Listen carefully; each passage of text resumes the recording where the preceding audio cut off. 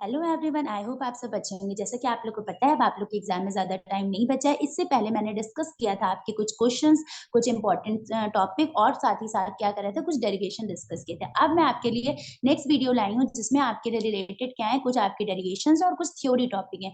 और साथ ही साथ ये वीडियो जो है आपके लिए इसलिए इंपॉर्टेंट होने वाली है क्योंकि आपके जितने भी न्यूमेरिकल्स होते हैं वो यहीं से आते हैं। सो जो मैं टॉपिक आज आपको बताने जा रही हूँ उनको अच्छे से सुनिएगा और चाहे तो आप इसका स्क्रीनशॉट ले लीजिएगा या अपनी कॉपी पे नोट डाउन कर लीजिएगा, क्योंकि ये जो टॉपिक्स हैं इससे आपके न्यूमेरिकल्स भी आते हैं और साथ ही साथ आपकी थ्योरी भी आती है। तो हमारे साथ वीडियो के एंड तक बने रहिएगा। और हाँ, साथ ही साथ इससे पहले एक पार्ट 1 वीडियो एक्सप्लेन करी है, जिसने भी नहीं देखी है वो जाके देखिए। उसमें मैंने बेसिक टॉपिक बताए हैं जो आपके थर्मल मैकेनिक्स की यूनिट्स हैं, तो उसको भी एक बार अच्छे से देख लीजिएगा जिसने अभी तक नहीं देखा है। तो नाउ लेट्स वी बिगिन। तो देखिए, यहाँ पर हमारा क्या है, यहाँ पर हमारा क्लासिक स्टैटिक्स, ये हमारी एक यूनिट है और उसमें एक टॉपिक है क्लासिकल स्टैटिक्स, ठीक है। तो यहाँ पर हमारे ये जो जूल थॉमसन इफेक्ट है, इसमें आपके ये क्या इफेक्ट होता है ये आपको बताना है।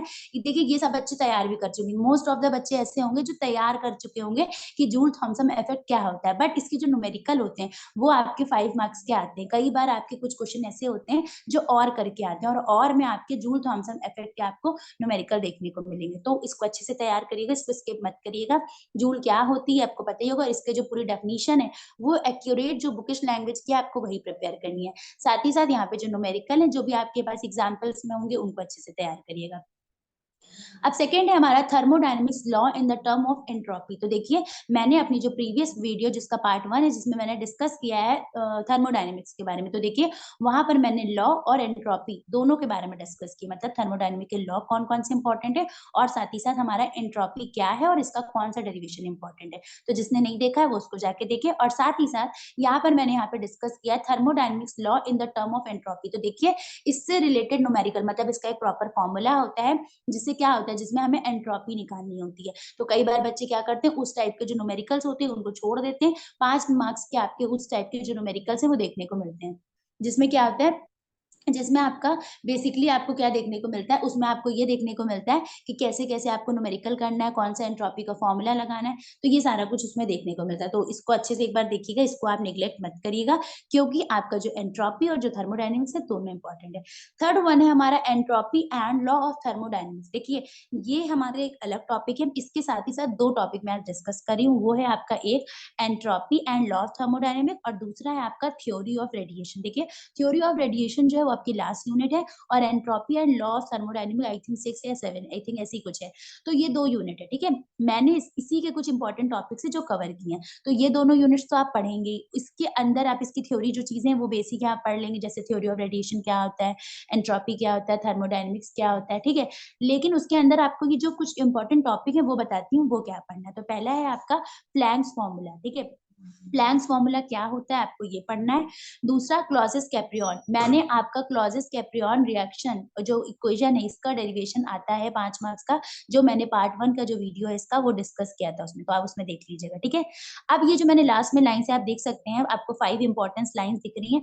देखिए, ये आपका मॉलिक्यूलर वेलोसिटी एक यूनिट है, यूनिट 2, इसमें आपका जो टॉपिक है वो है मॉलिक्यूलर वेलोसिटी, ठीक है। तो बच्चे बहुत से लोग होंगे जिनका मॉलिक्यूलर वेलोसिटी तैयार भी होगा, लेकिन मॉलिक्यूलर वेलोसिटी में ये ऐसे टॉपिक हैं जो 99% है आपके एग्जाम में आते ही हैं। तो आप इसको अच्छे से देखिएगा। जैसे हमारा पहला है बेस आइंस्टीन डिस्ट्रीब्यूशन फंक्शन, ठीक है। वो क्या होता है, तो आपको वो अच्छे से तैयार करना है। इसमें आपको क्या, आपको डेरिवेशन इसका होगा, क्या फंक्शनिंग कैसे होती है वो तैयार करना है, ठीक है। ये आपका किसका पार्ट है, यूनिट 2 का मॉलिक्यूलर वेलोसिटी टॉपिक है।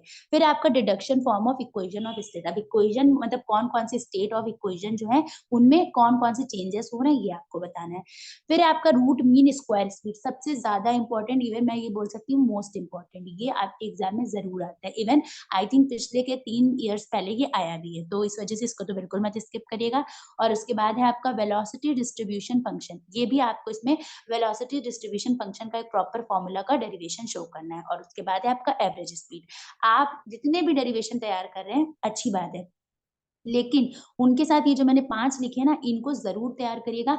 आपको इनमें से कोई 3 या 2 कोई ना कोई एग्ज़ाम में ज़रूर देखने को मिलेगा। इसलिए जो भी बच्चे मॉलिक्यूलर वेलोसिटी अच्छे से तैयार कर रहे हैं, यूनिट तैयार कर रहे हैं, उनमें ना इन टॉपिक को बिल्कुल स्किप ना करें। बाकी मैंने यूनिट वाइज़ यहाँ पे आपको बता ही दिया है कि कौन से यूनिट, जैसे आपका थ्योरी ऑफ रेडिएशन है, ये पूरा थ्योरी बेस्ड है, तो इसमें से थ्योरी अच्छे से तैयार करिएगा। और ये जितने इम्पोर्टेंट क्वेश्चन्स मैंने लिखे हैं ना, वो सारे आपके 10 मार्क्स के आते हैं। तो 10 मार्क्स कोई कम चीज़ तो है नहीं, तो इसलिए इस आपको ये नहीं है 1-2 मार्क्स तो है नहीं जो आप छोड़ देंगे। 10 मार्क्स है तो आपको अच्छा अचीव करना है, इसलिए आप प्रॉपर्ली अच्छे से तैयार करिए। और एक चीज़ और बता रही हूँ, बहुत से बच्चे ऐसे होते हैं जिनका ना डेरिवेशन नहीं तैयार हो पाता। देखिए, अगर आप एक बार डेरिवेशन अच्छे से समझ गए ना, तो कोशिश करिए कि उसको ना बार-बार लिख के रहें, मतलब 5 बार तो एटलीस्ट अपनी कॉपी पे लिखिए। लिखने से जो डेरिवेशन होते हैं ना, उनके प्रॉपर स्टेप आपको क्लियर होते हैं और आप अपने एग्ज़ाम में बिल्कुल एज़ इट इज़ अच्छे से प्रेज़ेंट कर सकते हैं। तो उसको 5 बार, मैं ज़्यादा बोल रही हूँ, टाइम कम है, तो आप एक काम करिए, 4 बार अपनी कॉपी में एक बार अच्छे से डेरिवेशन तैयार करिए और उसके बाद क्या करिए, उनको लिखिए। तो ये है, आपको तुरंत तैयार हो जाएँगे, आपको उसमें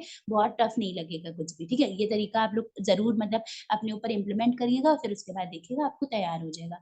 बाकी ये पूरी जितने भी मैंने पार्ट 1 और पार्ट 2 डिस्कस किए हैं, इनको अच्छे से तैयार करिएगा, क्योंकि ये आप एक तरह से मैं ये बोल सकती हूँ, ये आपका लास्ट मोमेंट रिवीजन है, ठीक है? अगर इसको आप एक बार अच्छे से कर लेंगे, तो आपका जितना भी टॉपिक है, वो सब कवर हो जाएगा, ठीक है?